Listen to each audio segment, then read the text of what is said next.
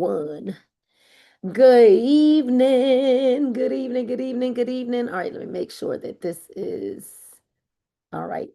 Awesome. Okay, I think I should be good now.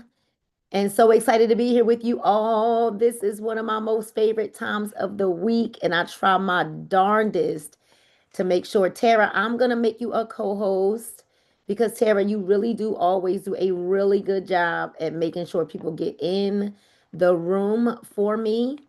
So I am making you a co-host. Appreciate it so that we can go ahead and get started. It is 6 o'clock and my name is Nina Moore.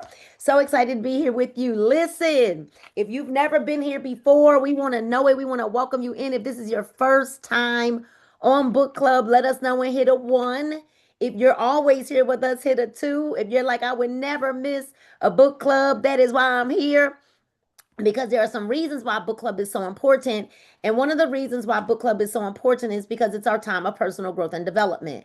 And what we have to understand is that we cannot pour from an empty cup. So every single Monday, I am here to fill your cup. Book club is for everybody, men and women, children, boys and girls. It doesn't matter. And what I love about our book club is that you don't even need the book, right? I read this to you, for you. We normally take some time at the end, but today I do have a hard stop at 6:45. Book club is also super important because leaders are readers. And if we desire to lead in any capacity, we must read. All right, we must read. And also, we're never ever going to earn more than we learn. Those are the reasons why personal growth and development are so important, especially if we have a desire to level up. Now, I don't know about y'all, but I do. And I still have a desire to become an even greater version of myself. So I want you to know that it was the moment that I began to really invest time in personal growth and development through reading and audios. My entire life and my business changed. Here's the thing though, it is because I applied what I was reading. It's really not how many pages you read, it's about how many pages we apply. Okay? It's not about how many pages we read, it's about how many of those pages we apply. And so we're currently reading Born Rich by one of my favorite people, Bob Proctor. And this book is teaching us now that everything we need really is already inside of us. Everything we need is already inside of us. All we're simply doing, and thank you all for continuing to let everybody in the room, right? If you're a co-host, I need you to keep letting everybody in the room. But this book shows us that we're not seeking externally for anything that we need, that all we're doing now is learning to rearrange the things that are in our lives so that we can activate and fulfill our destiny and our calling to the earth, right, to the world. And so we're reading chapter, I think it's 8, I believe we're reading chapter 8, The Razor's Edge, where we're actually drawing the line. This chapter is all about drawing the line. All right. And we are at the first artificial heart. We're in chapter 8 of Born Rich by Bob Proctor. And I am excited about all of you that are here with us today. So, as I am writing this chapter, it says the media is inundating us with stories about the first artificial heart. All right. Inundating us. Hold on 1 second, y'all. Let me make sure they know we're on book club. Inundating us with the world's first artificial heart ever to have been placed in the chest of a human patient. The Toronto Daily Star quoted the chief surgeon for operation, Dr. William DeVries, who said that his credo with respect to surgery had always been rehearse, rehearse, and then rehearse some more. Rehearse, rehearse, and then rehearse some more. Pastor Sean, that reminds me of a scripture that faith comes by hearing and hearing and hearing and hearing, right? And so this doctor said, you rehearse, and then you do what? You rehearse some more. For if you stick to this principle, he continued, when it comes time to perform the actual operation, let me tell y'all, I'm hearing a whole mouthful right here.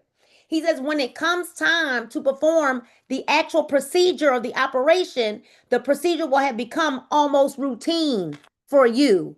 Here's what's wrong in a lot of cases. People think that they have to wait until they become something to start learning how to be the thing. When this says, if you rehearse, rehearse, rehearse, and rehearse some more, that when it comes time to actually do the procedure, you'll only be doing what you've been practicing all along. So I'll relate that. I'll kind of like will relate that not everybody on here is what I do, right? I'm a professional sales marketer. I'm a professional multi-level marketer. I'm a serial entrepreneur. A lot of times people won't learn the comp plan, or a lot of times people won't understand how to build. They won't look at all the information until they think, oh, I might have somebody that might want to join me. So you don't learn the thing that could help you have success until you think you need it. When you don't understand that if you get ready, maybe God will send it your way. Because he's never going to give us something that we're not ready for. Uh-oh. He's never going to give us something. You know how I know? It will go against his word. It will go against his word. He would never give us something that we don't have room enough to receive. So while you're sitting around trying to, well, you know what? I'm gonna wait until somebody joins with me so that I can learn. I'm gonna learn the back office when I get somebody to join with me. So you're not ready because when they come, you won't even be ready to have a conversation with them. And then you think, well, I'll just go ask Nina. I'll just go ask Tanisha. No, you're an independent business operator. So this doctor said, you rehearse, rehearse, rehearse, rehearse, and then you rehearse some more. For if you stick to this principle, he continued, when it comes time to perform the actual operation, the procedure will have become almost routine for you. So now it's all foreign and hard because you didn't rehearse, rehearse, rehearse, rehearse. So now you feel like you're speaking a language that you don't understand because you didn't take time to rehearse. You didn't take time to learn your craft. You didn't take time to study sales. You didn't take time to study psychology. You didn't take time to, oh, I don't need to get on those placement calls because I don't have anybody to move. Oh, I don't need to get on there. I don't have nobody in my holding tank. So I'm not going to get on that call.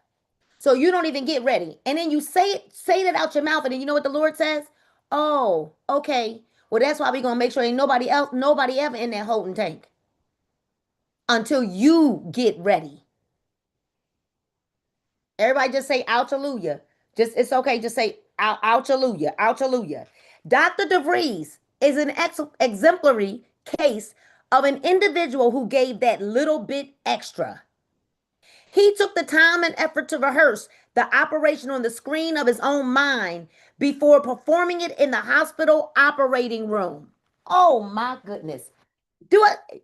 Y'all, we on the first page of the chapter. He says, I spent so much time rehearsing the operation on the screen of his mind before performing it in the hospital operating room.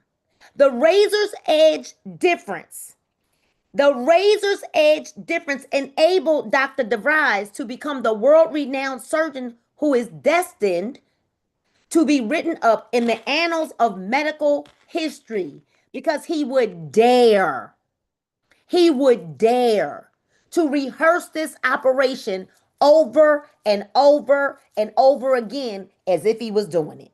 Another excellent illustration of going the extra mile by trying one more time is offered by the same historic event. Dr. Robert Jarvik, only 36 years of age, the man who designed the world's first artificial heart, is another prime razor's edge candidate, where Dr. Jarvik was rejected at least 3 times by every medical school in the entire United States.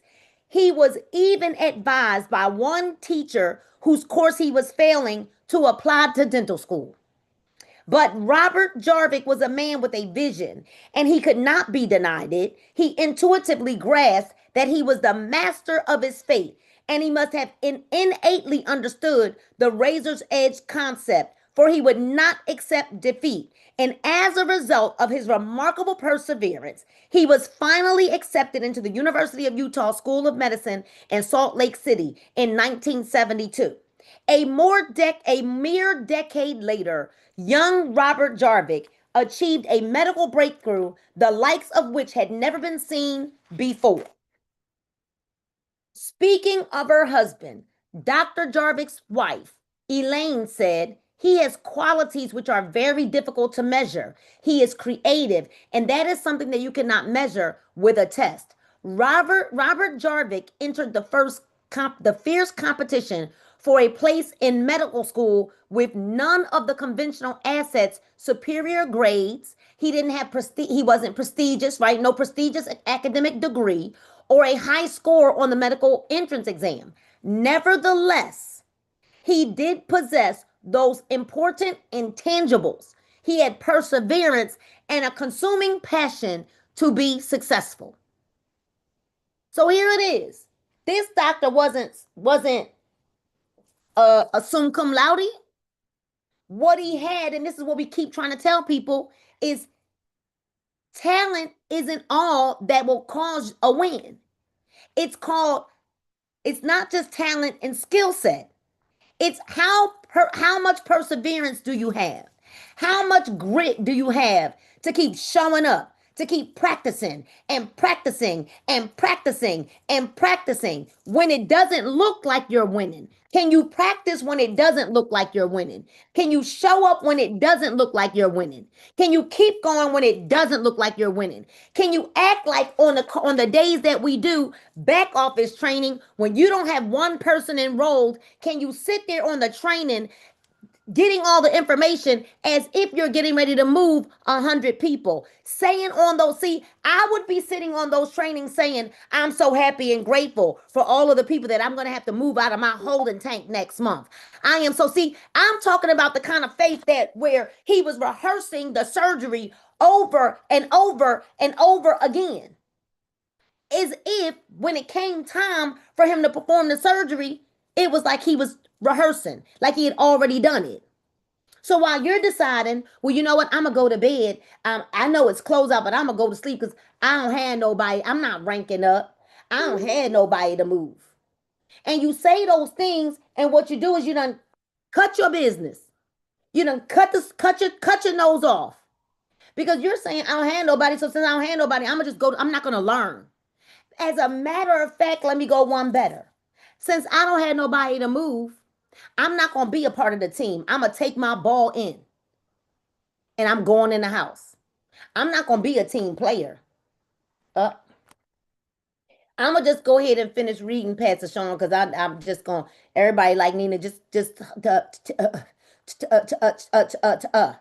right? Let me just go because I think I better just go ahead and keep reading.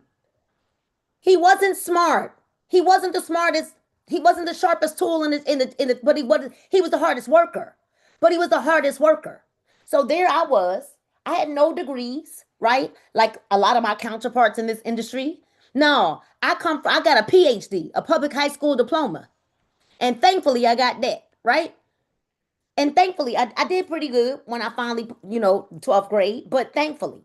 And so he says, it would maybe necessary for us to bring this part to, so no, I am in no way suggesting that all of us will one day make medical history. Still, we might resemble Dr. Jarvik in the sense that our particular talents and aptitudes like his may not translate well to standardized tests of ability. Therefore, like Robert Jarvik, it may be necessary for us to bring our particular talents to bear through tenacity. Because I might not have gone to college, but I'm smarter than most college bound people. You know why? I spent my 10,000 hours in the trenches learning business. I spent my 10,000 hours plus in the trenches becoming a better version of myself over and over and over and over again.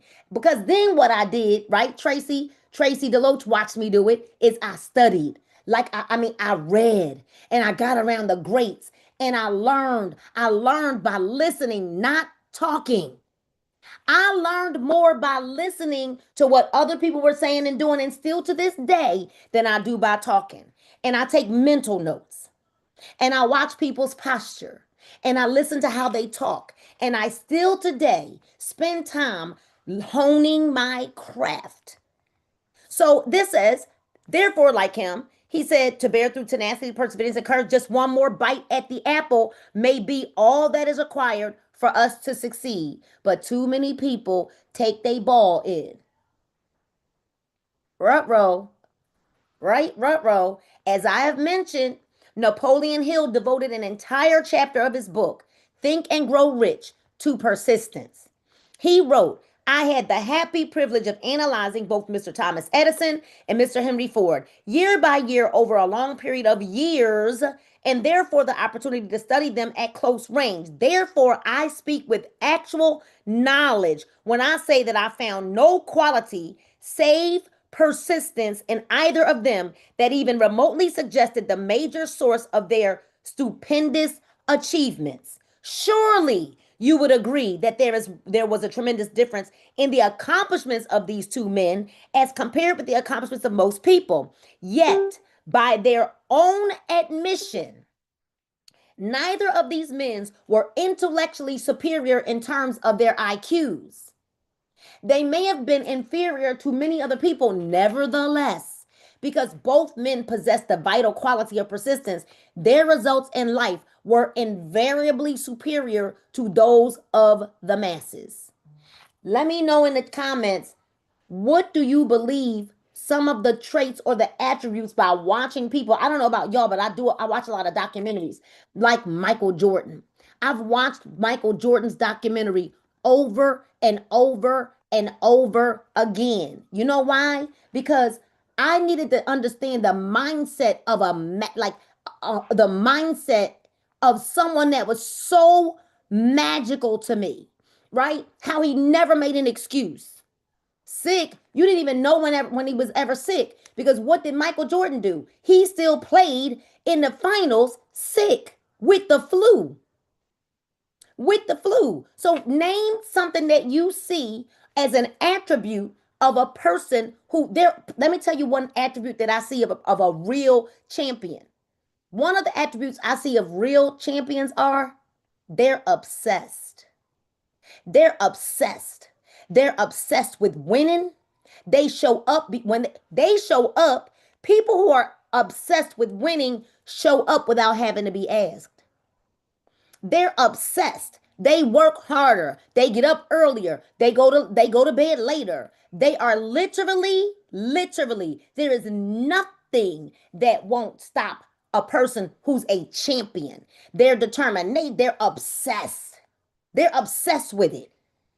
They don't care how fast they got. They don't get in there. It ain't feelings. No, no, no. They're relentless. There it is in the book Relentless. If y'all haven't read Relentless, you need to read that one, right?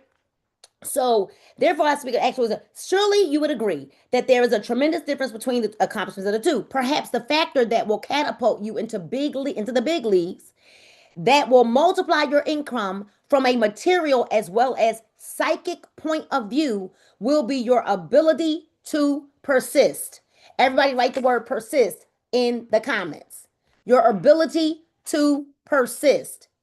That could literally be, and I see you on YouTube, I see y'all, right? That could be the key. The key. See, we all know life is going to happen, but how fast do you get back up?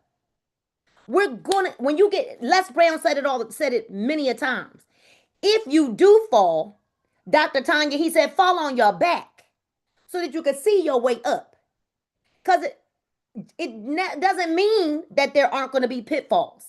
It doesn't mean we're not going to fail. Failure is the classroom to success. I don't know why so many of us run from failure. Failure doesn't make you a failure. Failure or failing means, oop, I didn't get that right. Let me figure out what I might have done wrong and do something different this time. But it's not a death sentence because we fail at something. The thing that I love about, let me tell you, I love this analogy. Why do you think that these pencils have erasers on them? I mean, really? Because they knew we was gonna make a mistake. So control alt delete. Pivot. That's right, Tosuna. Pivot. Control alt delete. This has an eraser on it purposely because you ain't gonna get it right all the time. So you erase and you start over. Control, Alt, delete. Failing is not a death sentence. It just means you didn't get it right that time. And what we do is we go study to see what did we do wrong that time so I don't make that mistake again. Because here's what would be a travesty. What would be a travesty is to fail at something and not look back at why we failed and then continue to make the same mistake. Now that would be a travesty. Failing does build resistance. It builds character. Who do we become in the failure? What is birthed out of the failure? Uh-oh. So embrace it, right? Perhaps that will catapult us. The next time you step out to do something and the going gets tough, just remember that the razor's edge difference for you could well be your ability to persevere. Just try one more time, but try with enthusiasm, and you could watch your accomplishments go from the very ordinary to the very extraordinary. Let me ask y'all a question. I've never seen, very few women have I talked to who have had a child that tells me that didn't hurt. Y'all know any women that'll say that they went into labor and it didn't hurt? I don't hear I don't think I know. I mean, I very few people that are like, I went in and it was just like, it just happened so fast. It was just, no, what it is they don't remember how much it hurt. So I'm asking that question because if in order to get the birthing, it's painful, and it's painful because that good old Eve is her fault. She ain't listen, okay? She's being hard headed. So it's painful. Childbirth is painful. Birthing is painful. Why do we expect for anything that we want that's outside of who we are right now to go to another level? Why do we believe that that is not supposed to cause any kind of pain or grief? Anybody? Let me see. Let me look at YouTube because maybe YouTube gonna answer me. Why would we believe? Why would we believe that anything, any blessing, any great thing that is coming our way, why do we think it ain't gonna cost us something? Right, bro. Y'all want me to just go back to read? Let me go back to reading the book. They like need to just read the book. But the ability to persevere and to just try one more time. Let me share a brief anecdote from my own experiences, Bob Proctor. To complete this book, I am forming a new habit. Each morning, I get up before everyone else at home, shower quickly, and pour myself a cup of coffee, which I drink on my way to the office. I arrive at the office before 7 a.m. and I start writing. Since it is absolutely quiet at that hour, no telephones ringing, no interruptions, I am able to write without any distractions, and I really enjoy it. By the time the other people arrive to begin work, I have several pages already written, so I am free to get busy with the other work that I have scheduled for the day. Simulation. Now, try to relate this story to your own situation. If you're employed in a sales capacity, consider the dynamic sales presentation that you could be delivering in a month or two if you did a similar thing each morning. Try to simulate a sales presentation with an imaginary prospect or possibly with one of your associates. I use the word simulate rather than role play because the latter usually turns out to be exactly what the word suggests, play. Whoa! And the exercise often turns into a game. But the word simulate, on the other hand, came into popular parlance, when we learned how astronauts prepared for their space missions. When they were simulating, they were actually pre-living the in-space experiences as if it were already happening. If you practice your sales presentation in a similar manner every morning for 1 or 2 hours, you would witness an incredible improvement in your performance in a relatively short span of time. With a year or two of diligent effort under your belt, you would become so proficient that you would rarely miss a sale. Remember, if the need is there and the means are there and you still haven't made the sale, it probably is because you are not good enough yet. Ruh-roh. I'm gonna let that one marinate. Look, Tracy, I was like, I'm gonna let that one marinate. He said, Uncle Bob said, this is what Uncle Bob said. Uncle Bob said, remember, if the need is there. So with the product that I have, there's multiple needs. People are in pain, people are whatever, right? All kind of stuff. They can't sleep, anxiety, stress, blah, blah, blah. So the need is there. And people have the means. They buy whatever they want. And if you still haven't made a sale, good enough. A guaranteed way to become good enough is to do what Dr. DeVries prescribed: rehearse, rehearse, and then rehearse some more. In this manner, you will attain the stature of a true professional and you will receive the compensation that a true professional deserves. Although I am suggesting that you set aside 1 hour per day for preparation, like the actors in Xanax movie, you will probably be rewarded many times over. Several years ago, I was traveling through the southeastern United States with Rudy Mitchell, the senior vice president of one of the largest insurance companies. As we were flying from one city to the next, Rudy had some papers out that he was working on, and I was also busy working on a project. Suddenly, Rudy turned to me and showed me some figures that he had written on a sheet of paper. He pointed out to me that there were individual salespeople in his company who were earning more money than the 30 or 40 people who constituted a district sales operation. Do you think that these individuals were really 30 or 40 times better than their colleagues?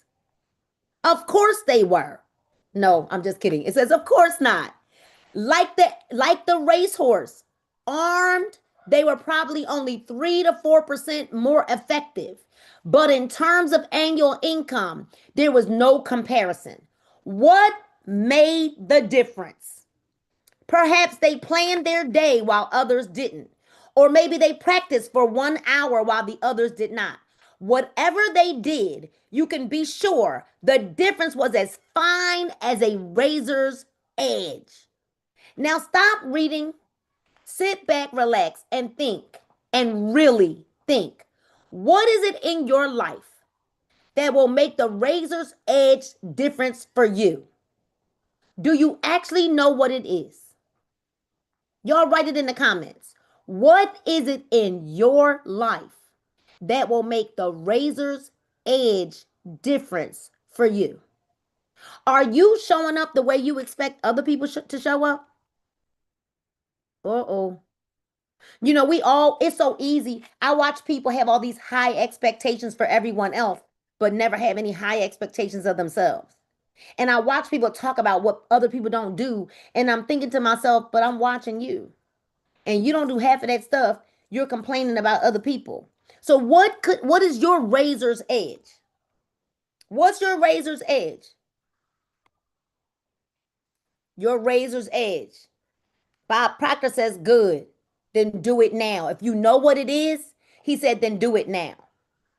And then this is the end, y'all, this poem, and then we're done for the day. Can you believe we're not going to start chapter 9? We're going to actually be done a little early. The book ends with a poem called Forgive. That slight misdeed of yesterday, why should it mar today? The thing he said, the thing you did, have long since passed away. For yesterday was but a trial. Today you will succeed. And from the mistakes of yesterday will come some noble deed. Forgive yourself for thoughtfulness. Do not condemn the past, for it is gone with its mistakes. Their memories cannot last. Forget the failures and misdeed. From such experience rise. Why should you let your head be bowed? Lift up your heart and your eyes. It's time to let it go, whatever it is. Whatever it is. And in this season, I don't know about you all, but I want to speak this over every single person that's listening to me, whether you're listening to it live or whether you actually coming back to listen to the replay. I want you to know that this is a season of prosperity. It's so heavy. It's so thick. Like, y'all, this is a season of prosperity. This is a season of overflow. This is a season of abundance. And if you just stay plugged into the sources and don't look to the left, you know, when you look at race horses, right? Race horses, they have these it look like little sunglasses, right? And you know why they put those visors on the horses? They put them on the horses so that you can't look to the right and so that you can't look to the left. But if you won't put no seed in the ground, you will not receive or reap a harvest. We have to put the blinders on and get what's called focused, right? Focused, not just focused, but focused. And don't look to the right and don't look to the left. Keep your eyes on the prize and put your blinders on, because if you don't get razor focused in this season, you're going to miss what's happening. Don't allow your emotions to run ragged on you this season. Don't allow your emotions to have you in prison. Don't allow it. You got to ask yourself, if this is happening to me, God, then show me. Show me. If we know that we have intentions that are pure and our desire is to help other people, let me tell you what a family member of mine told me a long time ago. They said, you got to stop expecting people to be to you what you are to them. And if you do what you do from a pure heart, and you did it because God told you to do it, guess what? Then now we can't sit back and be mad at who we are. As long as we know we did it with a pure heart, right? We weren't looking for anything in return, then let it go. Don't you miss this season because we are stuck in our past. And the past could be yesterday. It could be a month ago. It could be a year ago. It could be a month ago. But this is the season to lace up your boots. And I'm going to tell y'all, while I was in my study time today, all I kept hearing was shift. And I am telling you all right now, what we've been waiting for and thinking that it was going to take a long time, it's going to happen like this.